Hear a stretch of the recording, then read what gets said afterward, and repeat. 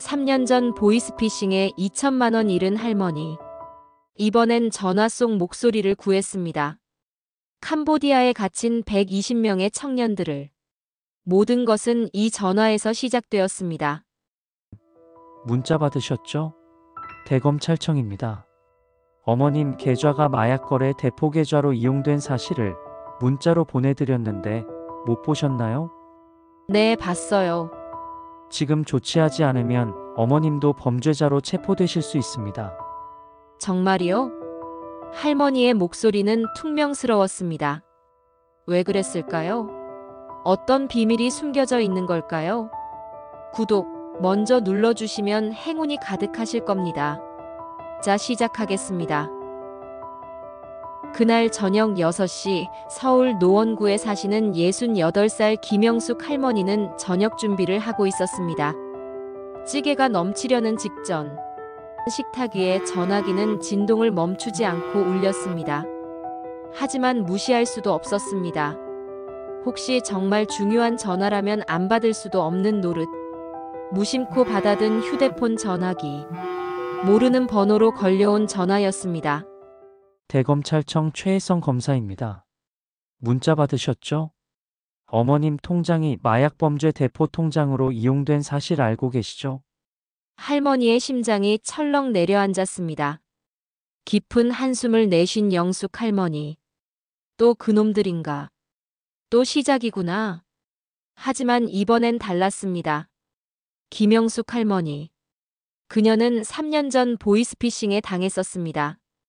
아들의 대학 등록금 사기 행각에 2천만 원을 날렸었죠.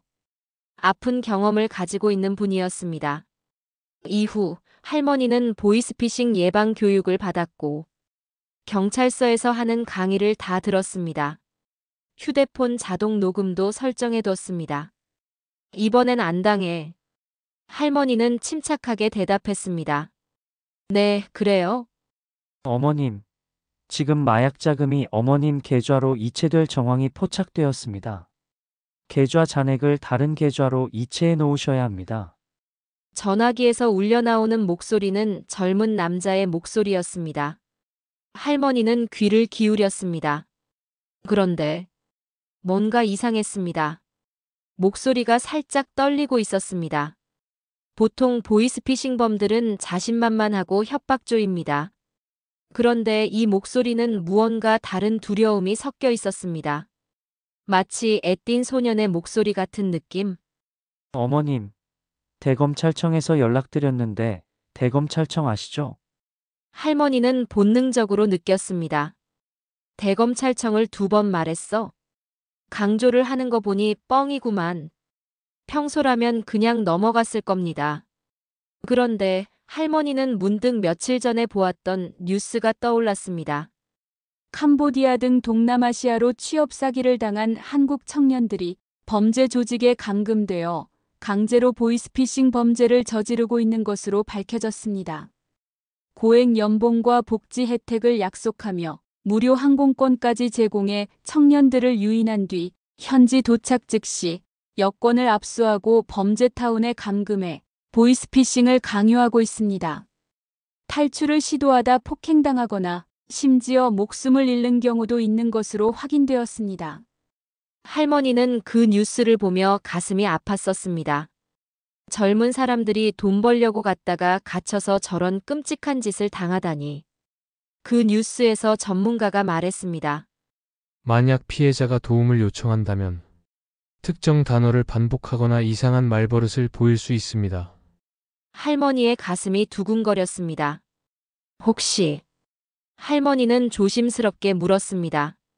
목소리가 많이 떨리시는데 감기 걸리셨어요? 아, 네. 콜록. 짧은 기침 소리.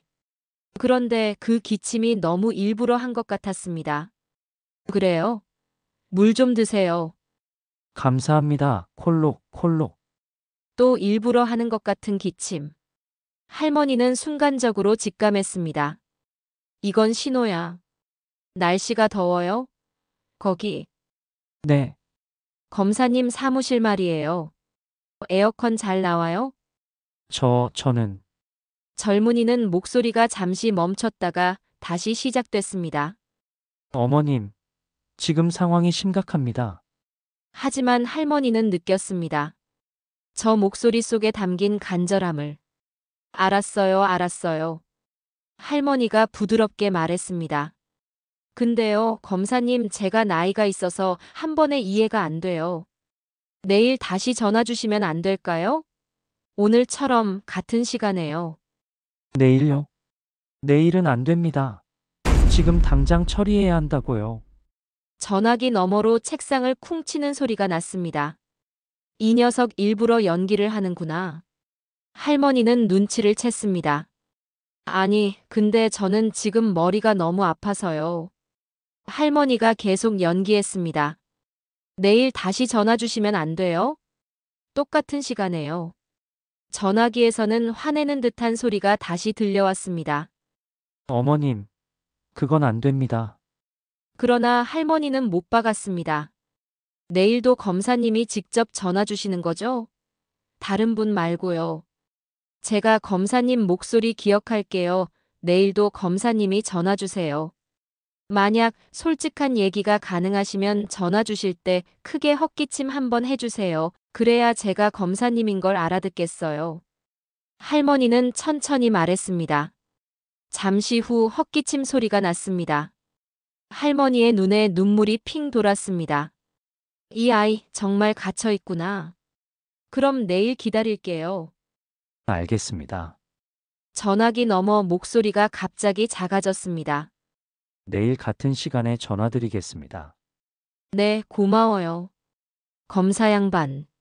전화가 끊어졌습니다. 할머니는 그 자리에 주저앉았습니다.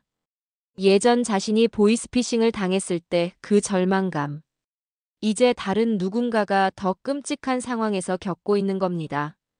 게다가 젊은 사람이. 그리고 할머니는 얼마 전 추석 때의 일을 떠올렸습니다. 최근 대학을 막 졸업한 손주 녀석에게 취업 준비 안 하고 맨날 해외여행이나 다니냐며 타박했던 기억을 말이죠. 우리 손주도 나 때문에 취업 스트레스를 받았다면 혹시 저런 곳에 있을 수도. 할머니는 일어났습니다. 더 이상 앉아 있을 수 없었습니다. 저 아이를 구해야 해. 다음 날 아침. 할머니는 동네 파출소를 찾아갔습니다. 저기요, 어제 보이스피싱 전화를 받아서 신고하려 왔습니다. 당직 경찰이 나왔습니다. 아, 어르신 보이스피싱 신고하시려고요. 어이쿠, 얼마나 당하셨나요? 그게 아니라 할머니가 녹음 파일을 틀었습니다. 대검찰청에서 대검찰청 소속 경찰이 귀를 기울였습니다. 제가 물어봤어요. 갇혀 있으면 검찰청이라는 말을 2번 하라고요. 그랬더니 2번 말했어요. 할머니가 다시 설명했습니다. 보세요. 헛기침 하는 거. 경찰은 녹음을 다시 들었습니다. 그리고 고개를 저었습니다. 어르신 이게 좀 경찰의 목소리가 조심스러웠습니다. 보이스피싱 조직이 새로운 수법으로 동정심을 유발하는 경우도 있습니다. 아니에요. 할머니가 강하게 말했습니다. 저 목소리 들어보세요. 진짜 무서워서 떨리는 목소리예요. 연기가 아니에요. 어르신, 경찰이 할머니의 말을 자르려 했습니다. 그러나 할머니는 물러서지 않았습니다. 내일 또 전화 온대요. 같은 시간에요. 제발 도와주세요. 할머니의 눈에 눈물이 맺혔습니다. 뉴스에서 봤어요. 젊은 사람들이 캄보디아에 갇혀서 얼마나 고생하는지. 저 아이를 구해야 해요. 경찰은 난처한 표정을 지었습니다. 어르신, 그게 쉬운 일이 아니에요. 해외까지 가서 구출하는 건. 그럼 어떻게 해요? 할머니가 목소리를 높였습니다. 그냥 놔두라는 겁니까? 저 아이가 계속 거기에 갇혀 있게 해요? 경찰은 한숨을 쉬었습니다. 일단 보고는 올리겠습니다만 기대는 하지 마세요. 이런 케이스는 국제 공조가 필요하고 시간도 오래 걸리고. 그래도 해주세요. 할머니가 간절히 말했습니다. 제발요. 할머니의 눈에 눈물이 맺혔습니다. 저도 3년 전에 보이스피싱 당했어요. 그래서 알아요. 이번엔 다릅니다. 일단 보고는 올리겠습니다만 해외 사건이라서 해외 공조는 저희 파출소 선에서는 해결하기 어렵습니다. 그리고 직접 피해를 입으신 것도 아니고 미지근한 답을 듣고 할머니는 파출소를 나왔습니다. 이렇게 끝내선 안 돼. 경찰에서 적극적으로 나서지 않는군. 이를 어쩌지? 그때 파출소 바로 앞 버스 정류장에 붙은 포스터를 봤습니다. 박성민 국회의원, 여러분의 목소리를 듣겠습니다. 할머니는 즉시 버스를 타고 국회의원 지역구 사무실로 향했습니다. 오후 2시, 낡은 건물 4층 박성민 의원 사무실. 할머니가 문을 열고 들어갔습니다. 어서 오세요, 어르신. 30대 후반으로 보이는 여성 보좌관이 반겼습니다. 상담 좀 받을 수 있을까요? 네, 앉으세요. 무슨 일이세요? 할머니는 어제 일을 천천히 설명했습니다. 보좌관이 녹음을 들었습니다. 대검찰청. 대검찰청. 콜록콜록 후. 보좌관의 표정이 변했습니다. 어르신, 잠깐만 기다리세요. 보좌관이 안쪽으로 들어갔습니다. 곧 50대 남성이 나왔습니다. 박성민 의원이었습니다. 어르신, 제가 박성민입니다. 자세히 말씀해 주시겠어요? 할머니는 다시 한번 설명했습니다. 박 의원은 진지하게 들었습니다. 어르신, 오늘 저녁에 또 전화가 온다고요? 네. 그럼 제가 여기 있겠습니다. 제가 직접 듣겠습니다. 그날 저녁 6시. 의원실에는 할머니, 박 의원, 보좌관이 함께 있었고 드디어 6시 30분이 되었습니다. 할머니의 휴대폰이 울렸습니다. 어제 그 번호였습니다. 박 의원이 고개를 끄덕였습니다. 할머니는 스피커폰으로 전화를 받았습니다. 여보세요? 콜록, 콜록. 크게 기침하는 소리가 났습니다. 할머니의 가슴이 뛰었습니다. 신호다. 아, 최 검사님이시구나. 어제 그 검사님 맞죠? 네, 맞습니다. 대검찰청 금융범죄수사부 최 검사입니다. 박 의원이 메모지를 보여줬습니다. 날씨 물어보세요. 검사님, 요즘 날씨 어때요? 더운 편입니다. 서울은 지금 좀 선선한데요. 저는 지금 젊은이의 목소리가 떨렸습니다. 박 의원이 또 메모를 보여줬습니다. 목이 안 좋으시면 시원한 강물이라도 한 잔 드세요. 전화기에서 물 마시는 소리가 들려왔습니다. 아, 강물이 근처에 있군. 박 의원은 메모를 했습니다. 젊은 청년은 다시 큰 소리를 쳤습니다. 어머니, 범죄 조직이 어머님 계좌를 이용할 예정이라는 첩보가 있다니까요. 계좌 잔액 언제 옮기실 겁니까? 한시가 급해요. 다시 책상을 쿵 치는 소리가 났습니다. 할머니는 눈치를 챘습니다. 네, 제가 통장이 여러 개라 어디에 뒀는지를 찾아야 해요. 내일 다시 전화 주시면 찾아서 답변 드릴게요. 통장을 찾아야 한다고요? 박 의원이 또 메모를 보여줬습니다. 할머니는 물었습니다. 잠깐, 검사님 사무실을 찾아가려면 어떻게 찾아가야 하나요? 어머님, 여기는 함부로 찾아오시는 곳이 아니에요. 여긴 똑같은 10층짜리 건물이 5개나 이어져 있어서 찾기 힘듭니다. 그리고 앞에 빨간 간판이 있는 상가가 있어요. 거기 가시면 대검찰청이 어디에 있는지 알려줄 겁니다. 그것보다 얼른 통장이나 찾아서 내일까지 알려주세요.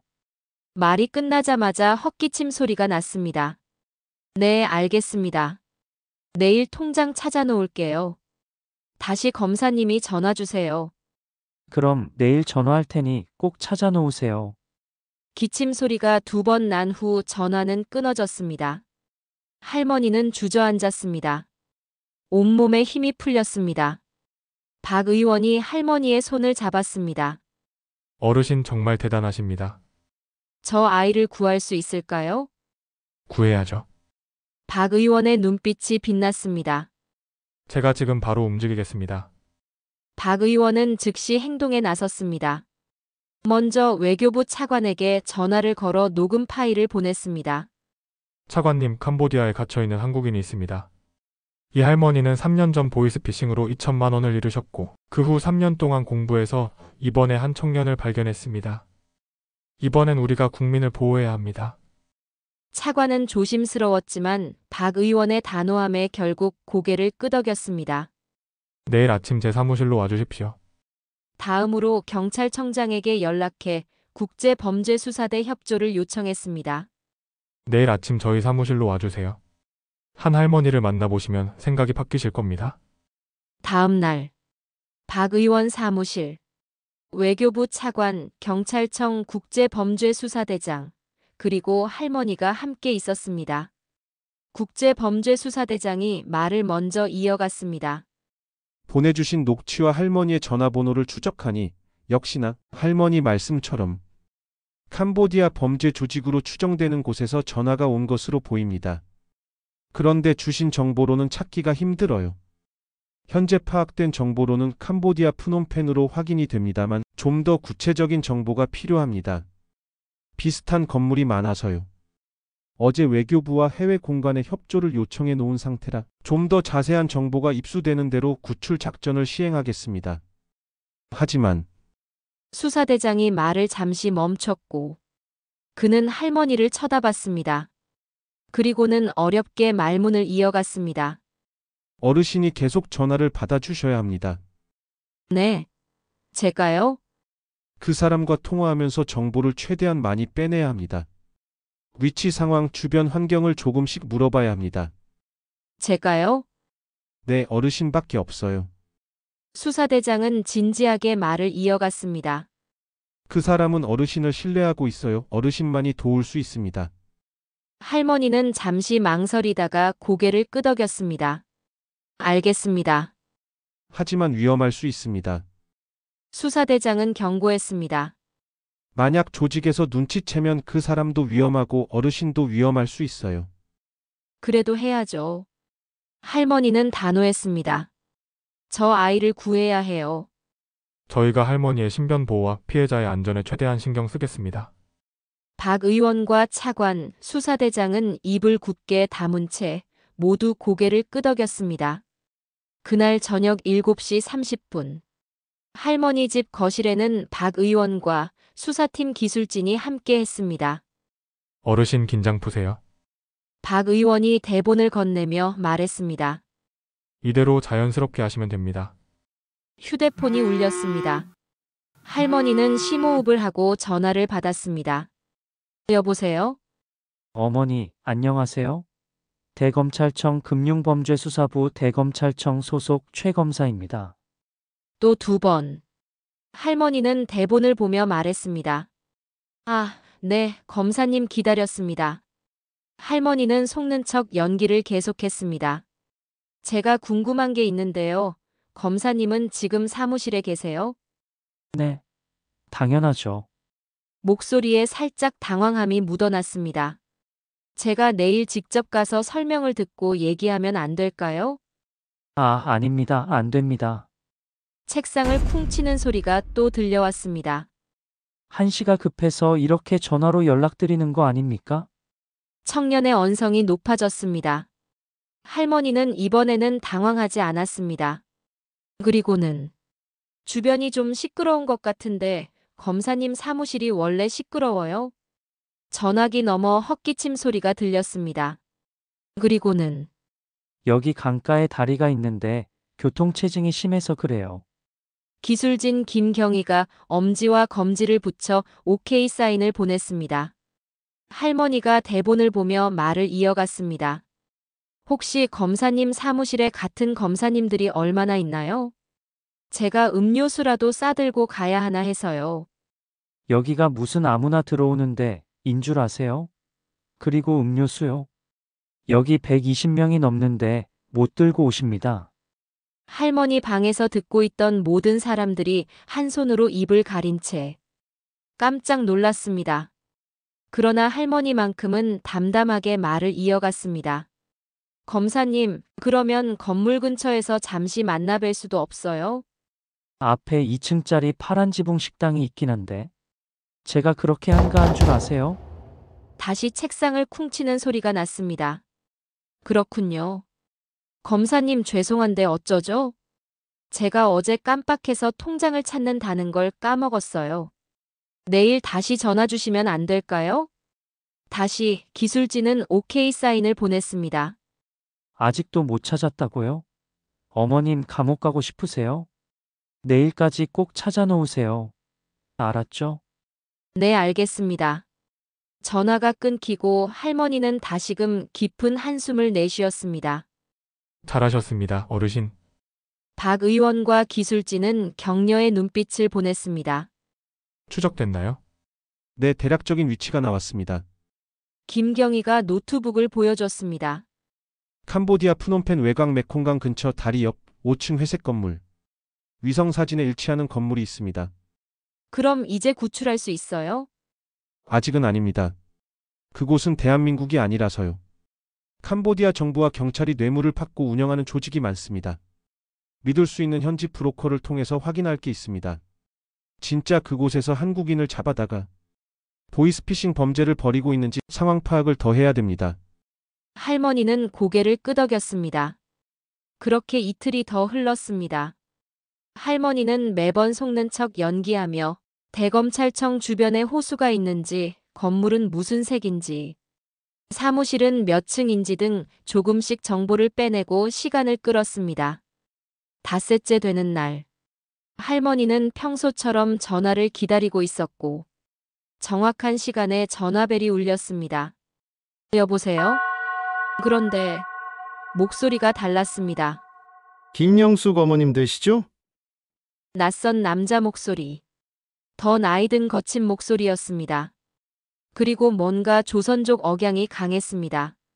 할머니의 심장이 쿵 내려앉았습니다. 박 의원과 기술진 김경희도 긴장한 표정을 지었습니다. 저는 대검찰청 최검사 윗상관 김혁수 검사장입니다. 어머님, 정말 이렇게 결정이 늦으시면 저희가 직접 개입할 수밖에 없습니다. 협박조의 목소리는 차갑고 날카로웠습니다. 할머니는 손이 떨렸습니다. 왜 갑자기 사람이 바뀐 거지? 김경희가 메모지에 써서 보여줬습니다. 조직에서 의심하고 있습니다. 조심하세요. 할머니는 고개를 끄덕였습니다. 그리고 떨리는 목소리로 말했습니다. 아, 네, 죄송합니다. 어머님, 오늘 안으로 처리하셔야 합니다. 네, 알겠습니다. 할머니는 침착하게 대답했습니다. 그리고 기지를 발휘했습니다. 근데요, 네, 왜요? 어제까지 통화하던 그 젊은 검사님 계세요? 그건 왜 물으시는데요? 그분이 제 상황을 잘 아시잖아요. 할머니가 자연스럽게 말했습니다. 제가 의심이 많아서요. 그 검사님은 믿음이 가서 그럽니다. 그분이 알려주시는 계좌로 돈 보내면 안 되나요? 할머니는 계속 밀어붙였습니다. 제 통장에 자식들도 모르는 1억이 있습니다. 잠시 침묵이 흘렀습니다. 그리고 알겠습니다. 목소리가 불만스러웠지만 어쩔 수 없다는 듯 했습니다. 그 담당 검사가 조금 있다가 다시 전화드리도록 하겠습니다. 네, 감사합니다. 전화가 끊어졌습니다. 할머니는 크게 한숨을 내쉬었습니다. 김경희가 박수를 쳤습니다. 대단하십니다, 어르신. 대본에 이런 내용은 없었는데 정말 기지가 대단하세요. 휴, 놀랐어요. 갑자기 사람이 바뀌어서 조직에서 의심하기 시작한 겁니다. 김경희가 설명했습니다. 그 젊은이가 어르신한테서 돈을 못 받아내니까 질책을 받은 것 같습니다. 그럼 저 아이가 위험한 거 아니에요? 할머니가 걱정스럽게 물었습니다. 그럴 수 있습니다. 박 의원은 심각한 표정으로 말했습니다. 이제 빨리 움직여야 합니다. 현지에서 연락이 오는 대로 구출 작전에 바로 들어가도록 하세요. 한시가 급합니다. 알겠습니다. 할머니도 고개를 끄덕이며 말했습니다. 저 아이, 오늘 넘기면 다쳐요. 지금 가주세요. 그날 저녁, 캄보디아 프놈펜 외곽 철조망이 둘러진 건물 단지에 한국 경찰, 외교부 직원, 캄보디아 경찰이 함께 급습했습니다. 경찰이다. 다들 손들어. 문이 부서지며 경찰들이 들이닥쳤습니다. 건물 안에는 수십 명의 젊은이들이 컴퓨터 앞에 앉아 있었습니다. 다들 움직이지 마. 조직원들이 도망치려 했지만 경찰에 체포됐습니다. 3층 구석방. 한 젊은이가 발견됐습니다. 25살 최민호. 괜찮아, 이제 안전해. 한국 경찰이 다가가 민호의 어깨를 잡았습니다. 구출하러 왔어. 민호의 눈에서 눈물이 주르륵 흘러내렸습니다. 정말요? 그래, 이제 한국으로 돌아갈 수 있어. 민호는 그 자리에서 무릎을 꿇고 울었습니다. 그날 한국인 35명과 다른 나라 사람들 85명, 총 120명이 구출됐습니다. 한국 아침 8시. 의원실에서 밤을 샌 사람들. 할머니는 소파에 앉아 기도하고 있었습니다. 박 의원의 전화가 울렸습니다. 어르신, 성공했습니다. 전원 무사합니다. 할머니는 믿지 못하는 표정으로 정말요? 그리고 무릎을 꿇으며 아이고 바닥에 이마를 대고 연신 고맙습니다를 되뇌었습니다. 정말 고맙습니다. 눈물이 바닥에 떨어졌습니다. 박 의원도 눈물을 닦았습니다.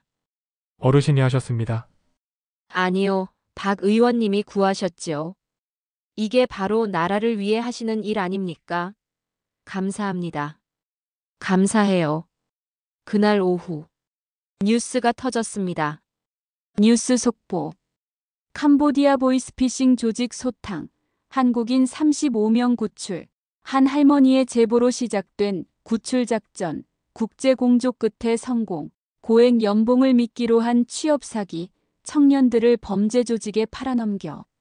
할머니는 집에서 뉴스를 보고 있었습니다. 눈물이 흘렀습니다. 다행이다, 정말 다행이야. 일주일 후 인천공항. 캄보디아에서 구출된 청년들이 한국에 도착했습니다. 할머니도 공항에 나와 있었습니다.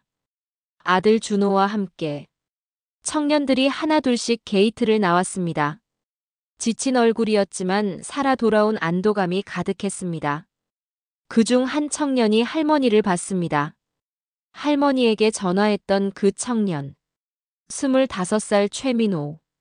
민호는 할머니를 보자마자 걸어왔습니다. 그리고 할머니 앞에 무릎을 꿇었습니다. 할머니, 민호의 눈에서 눈물이 흘렀습니다. 감사합니다. 아이고, 괜찮아. 할머니도 울먹였습니다. 이제 다 끝났어. 제가 할머니한테 사기 전화를 했는데 오히려 할머니가 저를 구해주셨어요. 민호는 고개를 들었습니다. 제가 검찰청이라는 말을 2번 했을 때 할머니가 알아채 주셨죠? 그래, 알았지. 할머니가 민호의 손을 잡았습니다. 목소리가 너무 떨려서 무서워하는 게 느껴졌어. 맞아요. 민호가 고개를 끄덕였습니다. 저는 매일 할당량을 못 채워서 맞았어요. 할머니한테서 돈을 못 받아내면 더 세게 때린다고 협박받았어요. 민호는 팔을 걷었습니다. 멍 자국이 가득했습니다. 할머니는 가슴이 아팠습니다. 이제 괜찮아. 할머니가 민호를 꼭 안았습니다. 이제 다 끝났으니까. 민호는 할머니 품에서 한참을 울었습니다. 그날 저녁. 뉴스는 할머니의 이야기로 가득했습니다. 보이스피싱 피해를 당했던 할머니가 이번엔 보이스피싱 범죄에 강제로 동원된 청년을 구출해냈습니다. 김영숙 할머니는 전화 목소리만으로 상대방이 갇혀 있다는 것을 알아챘고 경찰과 협조해 구출 작전을 성공시켰습니다. 카메라 앞에 선 할머니. 저도 예전에 당해봐서 알아요. 얼마나 무섭고 절망스러운지. 근데 이 젊은 사람들은 저보다 더 끔찍한 상황에 있었어요.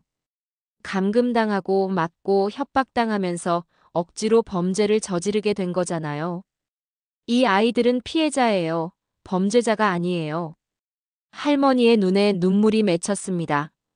어떻게 전화만으로 알아채셨어요? 목소리가 달랐어요. 보통 보이스피싱범들은 자신만만하고 협박조로 말하는데 이 아이 목소리는 무서워서 떨리고 있었어요. 뉴스에서 캄보디아에 청년들이 갇혀 있다는 걸 보고 혹시나 싶었죠. 옆에 있던 민호가 말을 이어갔습니다. 저는 고액 연봉에 속아서 갔어요. 민호가 카메라 앞에서 말했습니다. 월급 400만 원, 숙식 제공, 복지 완벽 이런 광고를 보고 무료 항공권까지 제공한다고 해서 갔죠. 근데 캄보디아에 도착하자마자 여권을 빼앗기고 범죄 조직 건물에 갇혔어요. 민호의 목소리가 떨렸습니다. 탈출하려고 했다가 심하게 맞았어요. 같이 갇혔던 친구 한 명은 도망치려다가 민호는 말을 잇지 못했습니다. 그 친구는 어떻게 됐나요? 죽었어요. 민호의 눈에서 눈물이 흘렀습니다. 매일 아침 6시에 일어나서 밤 12시까지 전화했어요. 할당량 못 채우면 밥을 안 줬고 때렸어요. 그리고 고문까지 했습니다. 저는 매일 한국 어르신들한테 사기 전화를 해야 했어요. 민호가 고개를 숙였습니다. 정말 죄송합니다. 제가 피해자이기도 하지만 누군가에게 피해를 준 것도 사실입니다. 피해자분들께 깊이 사죄하고 싶습니다. 다시 한번 죄송합니다. 근데 김영숙 할머니는 달랐어요. 민호가 고개를 들었습니다. 할머니는 제 목소리를 듣고 제가 위험하다는 걸 알아챘어요. 그리고 저를 구해주셨어요. 며칠 후 경찰청에서 감사패 수여식이 열렸습니다. 김영숙 할머니에게 감사패와 함께 포상금이 수여됐습니다. 김영숙 할머니의 기지와 용기로 35명의 젊은이를 구출했습니다. 경찰청장이 말했습니다. 할머니의 행동은 우리 사회에 귀감이 됩니다. 할머니는 감사패를 받으며 소감을 말했습니다. 저는 특별한 거 안 했어요. 할머니가 말했습니다. 그냥 누군가 위험하다는 걸 알았으니까 도와줘야 한다고 생각했을 뿐이에요. 여러분도 마찬가지예요. 할머니는 카메라를 보며 말했습니다. 만약 누군가 위험한 것 같으면 외면하지 마시고 도와주세요. 그리고 젊은 분들. 할머니의 목소리가 진지해졌습니다. 고액 연봉을 미끼로 한 해외 취업제에 조심하세요. 너무 좋은 조건이면 의심해봐야 해요. 그리고 마이크 잡은 김에 높으신 분들께 한마디 올리겠습니다. 우리나라 젊은이들이 꿈을 펼칠 수 있는 양질의 일자리를 많이 만들어주세요. 우리 청년들이 우리나라의 미래입니다. 우리 청년들을 위해서 투자를 아끼지 말아주세요. 할머니의 말에 모두 고개를 끄덕였습니다. 그날 저녁, 할머니는 집으로 돌아왔습니다. 민호가 함께 왔습니다. 할머니, 민호가 말했습니다. 저 이제 다시 시작하려고요. 그래, 잘 생각했어. 할머니가 민호의 손을 잡았습니다. 아직 절잖아 얼마든지 다시 시작할 수 있어. 제가 갇혀 있을 때 민호가 말했습니다. 매일 전화하면서 생각했어요. 이렇게 살다가 죽는 건가. 근데 할머니가 저를 구해주셨어요. 민호의 눈에 눈물이 맺혔습니다. 이제 저도 누군가를 도우며 살고 싶어요. 그래, 좋은 생각이야. 할머니가 미소 지었습니다. 우리가 받은 도움을 다른 사람에게 전하는 거, 그게 제일 중요한 거야. 몇 달 후 민호는 보이스피싱 예방 교육 강사가 됐습니다. 학교와 노인정을 돌아다니며 자신의 경험을 이야기했습니다. 저는 월급 400만 원, 무료 항공권이라는 말에 속아 캄보디아로 끌려갔습니다. 민호가 청중들을 바라보며 말했습니다. 도착하자마자 여권을 빼앗기고 보이스피싱을 강요당했어요. 탈출하려던 친구는 돌아오지 못했습니다. 청중들 사이로 숨죽인 긴장감이 흘렀습니다. 만약 김영숙 할머니가 제 떨리는 목소리를 알아채지 못했다면 저도 아직 거기에 갇혀 있거나 이미 죽었을 겁니다. 민호는 자료를 펼쳤습니다. 해외 취업 사기 특징입니다. 하나라도 해당되면 절대 가지 마세요. 고액 연봉인데 경력을 안 따짐. 무료 항공권 제공, 현지 도착 후 계약서 작성, 여권을 회사에 맡기라고 함. 그리고 할머니도 노인정에서 친구들에게 경험을 나눴습니다. 보이스피싱 전화 오면 일단 끊으세요. 그리고 녹음하세요. 마지막으로 112 신고를 하셔야 합니다. 하지만 가끔은 전화 너머에 진짜 위험에 처한 사람이 있을 수도 있어요. 할머니가 안경을 다시 고쳤으며 말했습니다. 목소리를 잘 들어보세요. 협박하는 게 아니라 무서워서 떨리는 목소리. 억지로 연기하는 것 같은 목소리. 그런 신호가 들리면 외면하지 말고 112에 신고하세요. 우리가 누군가를 구할 수 있습니다. 여러분, 오늘 김영숙 할머니와 민호의 이야기 어떠셨습니까? 할머니는 보이스피싱 피해자였지만 이번엔 보이스피싱에 강제로 동원된 청년을 구해냈습니다. 사기꾼들은 우리의 두려움을 이용하고 가족 사랑을 노린 범죄를 꾸미고 있습니다. 그러나 우리의 용기가 누군가의 생명을 구할 수 있습니다. 이 이야기는 실제 2023년 국회의원의 캄보디아 구출 사건을 바탕으로 재구성했습니다.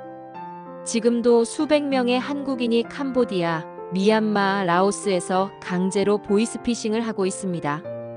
그들은 범죄자가 아닙니다. 피해자입니다. 여러분의 관심이 그들을 구할 수 있습니다. 이 영상이 도움이 되셨다면 꼭 구독 부탁드리며 다른 분들께도 전달해주세요. 그리고 많은 댓글 부탁드립니다. 구독하시면 더 많은 실화 이야기를 편하게 보실 수 있습니다. 다음 이야기는 사랑을 미끼로 한 로맨스 스캠 이야기를 들려드리겠습니다. 구독, 좋아요는 사랑입니다. 또 유익한 다음 사연으로 찾아뵙겠습니다. 감사합니다.